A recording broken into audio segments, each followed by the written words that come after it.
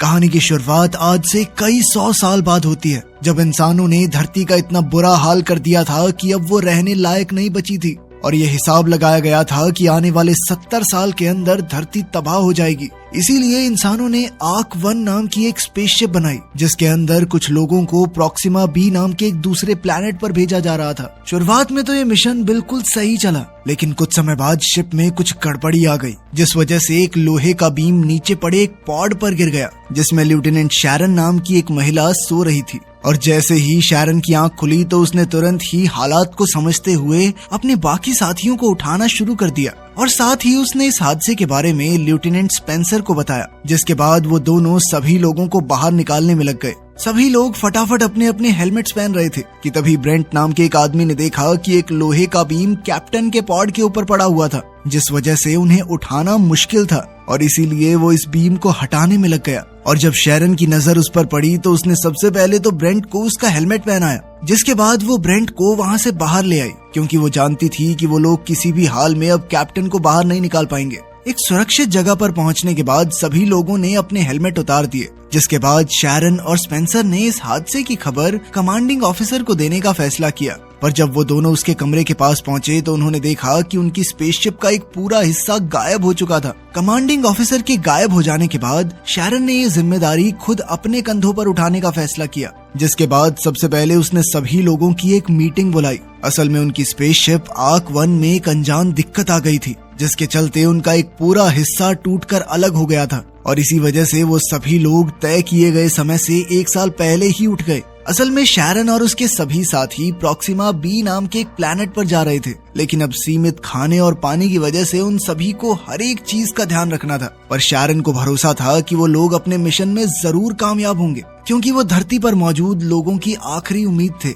Meeting के बाद Agnes नाम के एक लड़के ने शैरन को आइडिया दिया कि वो स्पेसशिप के अंदर सब्जियां उगा सकते हैं। शैरन को ये आइडिया बहुत पसंद आया और उसने तुरंत ही पावर को उस सेक्शन में भेजने का आदेश दे दिया। पर जब स्पेंसर को इस बारे में पता चला तो वो बिल्कुल भी खुश नहीं था और उसने शैरन को इतने बड़े फैसले लेने से पहले उसके साथ डिस्कस करने को कहा, क्योंकि इस बात की कोई गारंटी नहीं है कि एक्चुअली में फसल उगेगी या नहीं। उसकी पूरी बात सुनने के बाद शैरन ने सबसे पहले तो अपनी गलती के लिए उससे माफी मांगी और साथ ही उसने स्पेंसर को चेतावनी दी कि अगली बार सबके सामने बगावत करने से पहले 2 बार सोच लेना। इसके बाद इस चीज पर फैसला लेने के लिए एक बोर्ड मीटिंग बुलाई गई, जिसमें सभी लोगों ने शैरन के प्लान के साथ जाने का फैसला किया। पर तभी अचानक से जहाज में ऑक्सीजन सप्लाई तेजी से गिरने लगी और इस दिक्कत को सही करने के लिए शिप के लाइफ सपोर्ट ऑफिसर जैस्पर को बुलाया गया, लेकिन जैस्पर कहीं भी दिखाई नहीं दे रहा था। इसलिए सभी क्रू मेंबर्स ने वापस अपने हेलमेट्स पहनने शुरू कर दिए। लेकिन उधर डोरान बेलौर नाम का एक आदमी बिना हेलमेट के मेडिकल रूम में फंसा हुआ था।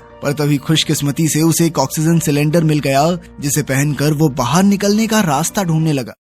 उधर सिक्योरिटी हेड फेलिक्स ने आखिरकार जैस्पर को ढूंढ लिया, जिसके बाद उसे डेक पर मदद करने के लिए लाया गया। पर इस दिक्कत को सही करने के बजाय जैस्पर ने एक ऐसा खुलासा किया जिसने सभी को हैरान कर दिया। जैस्पर के मुताबिक वो असली जैस्पर था ही नहीं, बल्कि वो कुछ ऑफिसर्स को पैसे खिलाकर इस मिशन पर आया था। असल में साइंटिस्ट के मुताबिक धरती के पास अब सिर्फ 70 साल ही बचे थे, पर जैस्पर को उनकी इन बातों पर भरोसा नहीं था और उसे लगता था कि शायद धरती पहले ही खत्म हो जाएगी। इसीलिए वो किसी भी हालत में इस मिशन का हिस्सा बनना चाहता था। ये सुनकर शैरन को बहुत गुस्सा आया और उसने तुरंत ही जैस्पर को अरेस्ट करने का आदेश दे दिया, जिसके बाद उसने अलग अलग फील्ड्स के एक्सपर्ट्स को बुलाया ताकि वो लोग मिलकर इस परेशानी से बाहर निकल सकें। उधर बेलौर ने भी किसी तरह से दरवाजे को खोलकर अपने साथ साथ कई सारे लोगों की जान बचाई जो जल्द ही मरने वाले थे। इधर एलिसिया नाम की एक लड़की मेन प्रॉब्लम को ढूंढने की कोशिश कर रही थी और उधर स्पेंसर और एक दूसरे आदमी को शिप के बाहर जाकर जांच करने का काम दिया गया,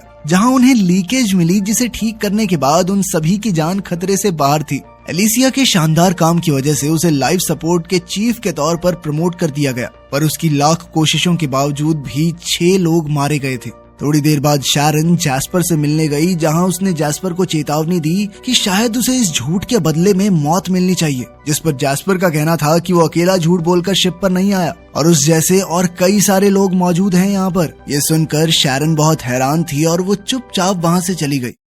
थोड़ी देर बाद जैस्पर की सजा तय करने के लिए एक मीटिंग बुलाई गई, जिसमें एक बार उसकी बात भी सुनने का फैसला लिया गया। पर जब वो लोग उससे मिलने पहुंचे तो उन्होंने देखा कि किसी ने जैस्पर का गला काटकर उसे पहले ही मार दिया था। अगले दिन जब स्पेंसर और उसका साथी बाहर से शिप की मरम्मत कर रहे थे, तभी अचानक काफी सारा मलबा आकर उनसे टकरा गया, जिसमें स्पेंसर को तो सिर्फ थोड़ी चोट आई पर उसके साथी ने अपनी जान गंवा दी। इसके बाद जब स्पेंसर वापस आया तो उसे शिप में कई सारी शक भरी बातें सुनाई दे रही थी, जैसे उनका 1 साल जल्दी उठना, कमांडिंग ऑफिसर का गायब होना और अब जैस्पर का कत्ल। थोड़ी देर बाद स्पेंसर ने डिपार्टमेंट हेड जेम्स के साथ शैरन के बारे में बात की कि कैसे शैरन ने उनके साथ ट्रेनिंग नहीं की थी और वो सीधा लॉन्च के दिन वहां आई थी, और अब कमांडिंग ऑफिसर के गायब होने के बाद कैसे उसने खुद को कैप्टन घोषित कर दिया। उधर सिक्योरिटी हेड फेलिक्स को जैस्पर के कत्ल की इन्वेस्टिगेशन के दौरान पता चला कि जैस्पर के कमरे में कौन गया और निकला, ये सारा रिकॉर्ड गायब था।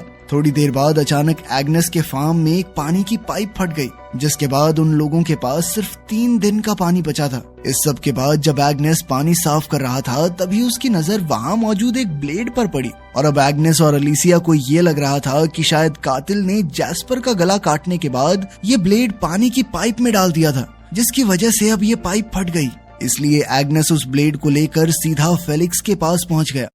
उधर ईवा की टीम लगातार ज्यादा से ज्यादा पानी बचाने की कोशिश में लगी हुई थी। अगले दिन जेम्स शिप की बाहर से जांच कर रहा था और स्पेंसर अंदर से उसे देख रहा था। अपनी जांच के दौरान जेम्स को शिप पर कुछ डायमंड जैसी दिखने वाली चीजें मिली, और जैसे ही उसने उस चीज को अपने हाथ में लिया तो अचानक उसके ग्लव्स पिघलने लग गए और वो तुरंत अंदर की तरफ भागा, जहां डॉक्टर संजीवनी ने उसकी मरहम पट्टी की। उधर ईवा इस बात से परेशान थी कि वाटर टैंक्स जरूरी प्रेशर तक नहीं पहुंच पा रहे। तभी ईवा ने एक अर्जेंट मीटिंग बुलाकर सभी को बताया कि अब उनके पास सिर्फ 4 ही दिन का पानी बचा है, और अगर सबने थोड़ा थोड़ा भी पिया तो भी 8-10 दिन से ज्यादा नहीं चलेगा। जिसके बाद सभी लोग काफी ज्यादा डर गए। अब उन्हें कुछ भी करके पानी का जुगाड़ करना होगा, और खुशकिस्मती से उन्हें जल्द ही अंतरिक्ष में एक ऐसा कॉमेट मिल गया जिसके अंदर काफी सारा पानी मौजूद था, और अब उन्हें कुछ भी करके इस कॉमेट से सारा पानी निकालना होगा। इसके बाद जेम्स को उस कॉमेट पर सही तरीके से लैंड करके पानी निकालने का काम दिया गया,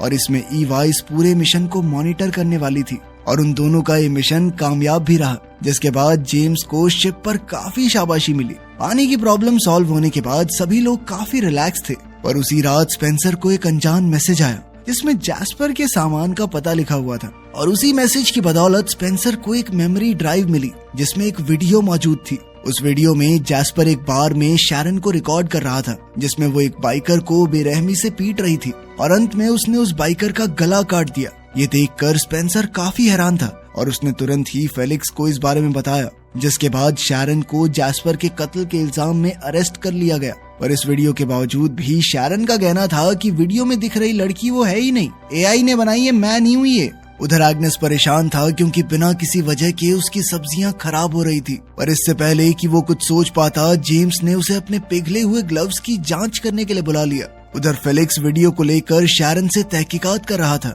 जिसमें शैरन का कहना था कि मैं इस वीडियो का हिस्सा हो ही नहीं सकती, क्योंकि उस वक्त वो आर्क 1 को लेकर चल रही मीटिंग में थी। पर फेलिक्स उसकी किसी बात पर ध्यान नहीं दे पा रहा था, और उसे जगह जगह पर अलग अलग चीजें दिख रही थी। असल में ये दिक्कत सिर्फ फेलिक्स को नहीं बल्कि सभी क्रू मेंबर्स को हो रही थी। पर कुछ देर बाद फेलिक्स एक बार फिर से होश में आया, और उसने दोबारा से शैरन से सवाल जवाब शुरू कर दिए, जिसमें शैरन ने एक ऐसा खुलासा किया जिसने फेलिक्स के होश उड़ा दिए। असल में शैरन और उसकी जुड़वा बहन डेनीस का जन्म लैब में एक खास एक्सपेरिमेंट के दौरान हुआ था। उन दोनों को ही खास तौर पर स्पेस में रहने के लिए तैयार किया गया था, पर जल्द ही उसकी बहन डेनीस को कुछ ज्यादा ही गुस्सा आना शुरू हो गया, और वो अक्सर लोगों को मारना शुरू कर देती थी। और ऐसे ही एक दिन उसने वीडियो में मौजूद उस आदमी का कत्ल कर दिया। इसी वजह से शैरन को बाकी लोगों के साथ ट्रेन नहीं किया गया था। उसकी पूरी कहानी सुनने के बाद फेलिक्स को उस पर भरोसा हो गया, और उसने शैरन को एक बार फिर आजाद कर दिया।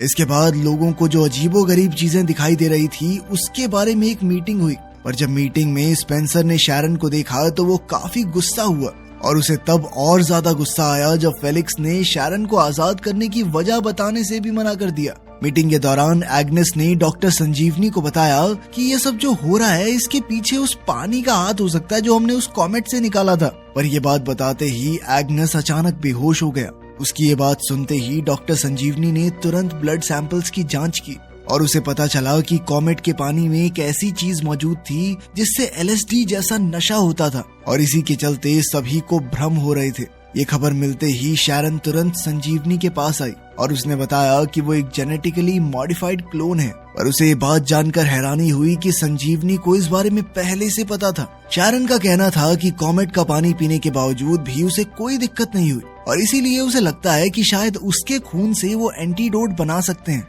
इस चीज को टेस्ट करने के लिए संजीवनी ने तुरंत कुछ टेस्ट करने शुरू कर दिए और जल्द ही ये बात कंफर्म हो गई कि वो शैरन के खून से एंटीडोट बना सकते हैं। और इससे पहले कि वो अपना काम पूरा कर पाती, संजीवनी अचानक जमीन पर गिर गई और इसलिए इस काम को पूरा करने की जिम्मेदारी एलिसिया को दी गई, जिसने तुरंत ही अपना काम शुरू कर दिया और उसने बड़ी समझदारी से एंटीडोट को मल्टीप्लाई करके सीधा पानी की सप्लाई में डाल दिया ताकि वो लोग इस एंटीडोट को तेजी से सभी क्रू मेंबर्स तक पहुंचा सके। जल्द ही सभी क्रू मेंबर्स वापस ठीक हो गए, पर एलिसिया ने वो पानी सबसे आखिर में पिया क्योंकि उसे भ्रम की वजह से अपनी माँ दिखाई दे रही थी, जिनसे वो मन बहलाने के लिए हर बात कर लेती थी। उधर एंगस जेम्स के जले हुए ग्लव्स की जांच कर रहा था, जिस दौरान उसे जेम्स की ग्लव्स पर एक ऐसा मटेरियल मिला जिसके बारे में इंसान जानते ही नहीं थे और इसीलिए अब एंगस को लग रहा था कि शायद किसी ने इस मटेरियल को एक हथियार की तरह इस्तेमाल किया है और उसके मुताबिक शायद इसी की वजह से वो सबसे पहली गड़बड़ी हुई, जिसके चलते सभी लोग समय से पहले ही उठ गए। कुछ देर बाद स्पेंसर ने संजीवनी को आराम करने भेज दिया और मौका मिलते ही वो खुद डेटाबेस की जांच करने में लग गया, जहां उसे शैरन के क्लोन होने के बारे में पता चला और ये जानकारी मिलते ही उसने शैरन पर अपनी असलियत छुपाने का आरोप लगाना शुरू कर दिया और उसका मानना था कि क्लोन होने की वजह से शैरन स्पेसशिप की कैप्टन नहीं बन सकती, क्योंकि इतनी सारी जिंदगियों की जिम्मेदारी एक क्लोन के हाथ में देना तो बेवकूफी थी। शैरन ने उसे समझाने की काफी कोशिश की, पर स्पेंसर इस मुद्दे को काउंसिल के पास ले गया, जहां उसने अपनी बात को साबित करने के लिए शैरन की बहन डेनिस की वीडियो का इस्तेमाल किया और इसके बावजूद भी उसके अलावा काउंसिल का हर एक मेंबर शैरन के ही सपोर्ट में था और उन सभी का मानना था कि शैरन ने कई बार अपनी काबिलियत को साबित किया है। और इसके बाद तो शैरन को स्पेसशिप का ऑफिशियल कैप्टन घोषित कर दिया गया और ये जिम्मेदारी मिलते ही शैरन ने बिना समय बर्बाद किए सभी को उनका काम देना शुरू कर दिया।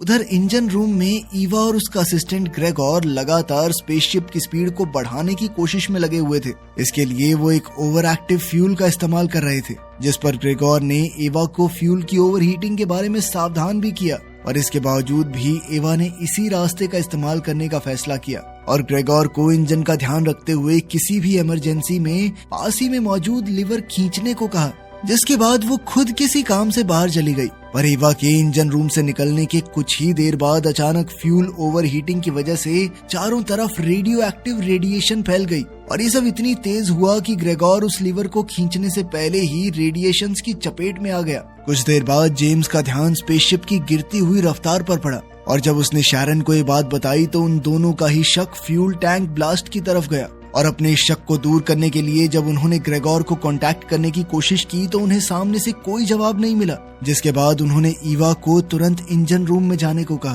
पर जब ईवा इंजन रूम में पहुंची तो उसने देखा कि रेडिएशंस की वजह से इंजन रूम के दरवाजे ऑटोमेटिकली लॉक हो चुके थे। ये देखते ही ईवा बहुत ज्यादा घबरा गई और उसने तुरंत ही ये जानकारी शैरन को दी, जिसके बाद सभी क्रू मेंबर्स रेडिएशन को न्यूट्रलाइज करने का तरीका ढूंढने में लग गए। उधर जैस्पर के खून की इन्वेस्टिगेशन के दौरान फेलिक्स को पता चला कि एलिसिया के टैबलेट से स्पेंसर को एक खुफिया मैसेज भेजा गया था, जिसमें जैस्पर के मेमोरी कार्ड की जानकारी थी और जब एलिसिया से इस बारे में पूछा गया तो उसने बताया कि उसका टैबलेट कुछ देर के लिए बेलौर के पास था। ये जानकारी मिलते ही फेलिक्स बेलौर से पूछताछ करने के लिए गया, पर जैसे ही बेलौर को पकड़े जाने का एहसास हुआ तो उसने भागना शुरू कर दिया, पर आखिरकार फेलिक्स ने उसे दबोच ही लिया, जिसके बाद फेलिक्स, जेम्स और स्पेंसर उसे पूछताछ के लिए ले आए, जहां उसने कबूल कर लिया कि उसी ने